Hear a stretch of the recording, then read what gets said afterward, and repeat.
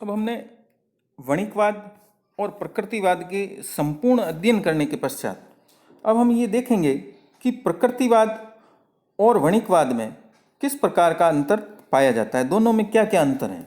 तो एक एक बिंदु के आधार पर हम अंतर देखेंगे कि कौन कौन से अंतर इनमें पाए जाते हैं। सबसे पहले बहुमूल्य धातुएं।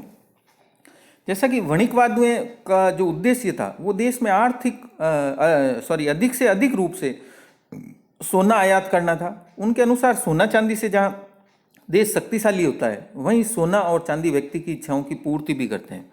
इसके विपरीत प्रकृतिवादियों ने किसी भी धातु को, यहाँ तक कि सोने और चांदी को भी महत्वहीन समझा था। वे देश व व्यक्ति को शक्तिशाली बनाने के लिए सोने और चांदी की अपेक्षा कृषि पदार्थों को अधिक महत्व देते थे। दूसरा फिर उनका अंतर है विदेशी व्यापार को लेकर के। तो जो वणिकवादी है वो विदेशी व्यापार को आय प्राप्ति का प्रमुख साधन मानते थे और वे विदेशी व्यापार को नियंत्रित करके हमेशा अपने पक्ष में रखना चाहते थे।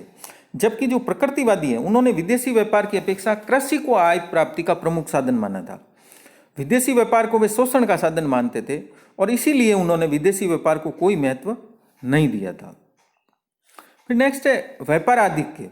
अब जो वणिकवादी थे वो हमेशा ही अनुकूल व्यापार आधिक्य यानी व्यापार को अपने पक्ष में रखने का प्रयत्न करते थे। वे व्यापार को अपने पक्ष में रखकर देश में अधिकाधिक सोना और चांदी प्राप्त करना चाहते थे। तो वणिकवादियों का मुख्य उद्देश्य अपने कोषों में वृद्धि करना था। इसके विपरीत प्रकृतिवादी सोने और चांदी की वृद्धि के पक्ष में नहीं थे। उनका विचार था कि देश में सोने चांदी की मात्रा बढ़ जाने से वस्तुओं के मूल्य में वृद्धि हो जाती है। मूल्य वृद्धि से देश में आर्थिक संकट उत्पन्न हो जाता है। तो इस प्रकार से व्यापार आधिक्य के पक्ष में भी दोनों के विचार अलग अलग थे। फिर है नियंत्रण। जो वणिकवादी थे वो अर्थव्यवस्था में सबसे ज़्यादा नियंत्रण के पक्ष में थे। वो चाहते थे कि जो है राज्य जो है नियंत्रण लगाए और वे व्यक्तिगत स्वतंत्रता को नियंत्रित करने के पक्ष में थे और उन्होंने अपने कानूनों के द्वारा, विचारों के द्वारा ऐसा किया भी था। जबकि जो प्रकृतिवादी थे वो आर्थिक क्षेत्र में किसी प्रकार के नियंत्रण के पक्ष में नहीं थे। वे स्वतंत्रता को, विशेषकर व्यक्तिगत स्वतंत्रता को सर्वोच्च महत्व देते थे।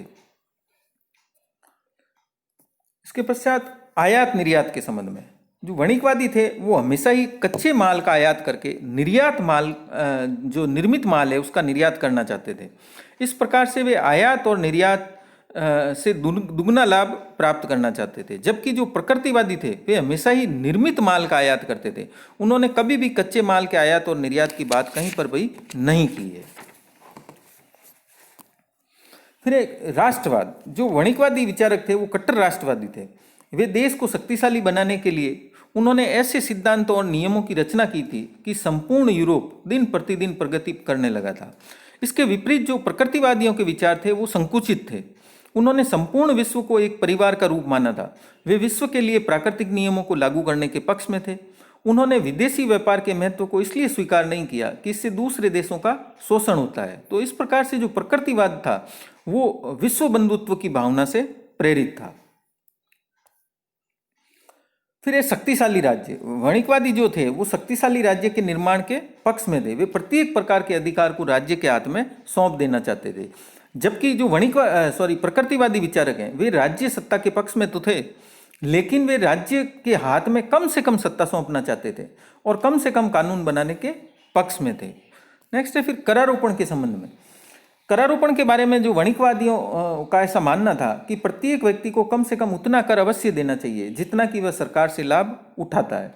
तो वणिकवादी राज्य को शक्तिशाली बनाने के लिए कर लगाने के पक्ष में थे। जबकि जो प्रकृतिवादी थे उन्होंने सब पर कर लगाने की बात नहीं कही है। वे केवल भूस्वामियों पर ही कर लगाने के पक्ष में थे।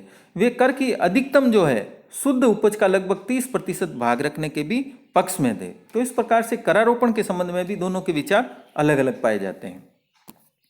फिर नेक्स्ट है उत्पादक वर्ग।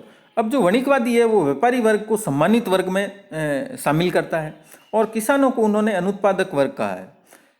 वे ऐसा मानते हैं कि व्यापारी वर्ग विदेशों से देश में धन लाता है, वह कला कौशल में वृद्धि करता है, जबकि किसान देश के धन में किसी भी प्रकार की वृद्धि नहीं करता है। इसके विपरीत प्रकृतिवाद व्यापार और व्यापारी को उन्होंने अनुत्पादक माना है। वे व्यापारी वर्ग को प्रतिष्ठित वर्ग में शामिल नहीं करते हैं। यही नहीं, उन्होंने व्यापार में लगे श्रम तक को अनुत्पादक कह डाला था। यहाँ तक कि किसान वर्ग का प्रश्न है, इस वर्ग को उन्होंने सम्राट और उत्पादक वर्ग में शामिल किया था। वे किसानों और भूस्वामियों को सार्वजनिक स्थलों पर सम्मान करने के लिए भी बुलाया करते थे। एंड नेक्स्ट है कि दर्शन, इन दोनों का दर्शन जो है, जो वणिकवाद है वो भौतिकवाद में लिप्त था। वणिकवादियों ने अपनी नीतियों में दर्शन, धर्म तथा नीति शास्त्र आदि का प्रभाव नहीं पड़ने दिया था। वो सिर्फ भौतिकवादी विचार ही देते थे। जबकि जो प्रकृतिवादी थे उनका जो दार्शनिक सिद्धांत है वो प्रकृतिवाद पर आधारित था और उनका ऐसा मानना था कि पूरे विश्व में ईश्वरीय विधान यानी प्राकृतिक कानून लागू होने चाहिए और प्राकृतिक कानूनों के अनुकूल ही वे अर्थव्यवस्था को भी लागू करना चाहते थे। तो इस प्रकार से जो है हम केवल अगर इन दोनों में अंतर होने के बावजूद भी हम अगर प्रकृतिवाद को वणिकवाद के विरोधी केवल एक विद्रोह मात्र मान लें तो ये हमारी बहुत ही बड़ी भूल होगी। जब हमने प्रकृतिवाद और वणिकवाद दोनों का अध्ययन कर लिया और इनके अंतर को भी समझ लिया तो इस प्रकार से हम कह सकते हैं कि प्रकृतिवादियों के जो विचार थे वो वणिकवादियों के विचारों से बिल्कुल ही विपरीत थे। इसी आधार पर यह कहा जाता है कि प्रकृतिवाद वणिकवाद के विरुद्ध एक विद्रोह था। यदि प्रकृतिवाद के दर्शन को गहराई से हम देखें तो प्रकृतिवाद और वणिकवाद के विरुद्ध केवल विद्रोह नहीं कहा जा सकता, इससे कुछ वह अधिक था। क्योंकि प्रकृतिवाद ने केवल वणिकवाद की ही आलोचना नहीं की, उसने बहुत से आर्थिक सिद्धांतों के विकास में भी महत्वपूर्ण योगदान दिया है। उनकी शुद्ध उपज की वितरण योजना एक वैज्ञानिक तथा मौलिक योजना थी। करारोपण के क्षेत्र में प्रत्यक्ष करारोपण के विचार देने वाले वे प्रथम अर्थशास्त्री थे। यही नहीं, व्यक्तिगत स्वतंत्रता को प्रकृतिवादियों के द्वारा ही सबसे अधिक महत्व दिया गया था। प्रकृतिवाद अपने आप में एक दर्शन है जिसमें एडम स्मिथ को बहुत अधिक प्रभावित किया था। प्रकृतिवादियों ने राज्य के कार्यों को बहुत ही सीमित कर दिया था और उपयोगिता के आधार पर मूल्य सिद्धांत का विकास प्रकृतिवादियों की ही हमें देन है। उनके जो इसी सिद्धांत के आधार पर 1870 के आसपास, जैसा कि हम माइक्रो इकोनॉमिक्स में पढ़ेंगे, प्रोफेसर जेवंस, वालरस और मेंजर ने उपयोगिता के मूल्य सिद्धांत को प्रस्तुत किया था। तो मजदूरी के बारे में उनका विचार अत्यंत ही मौलिक था।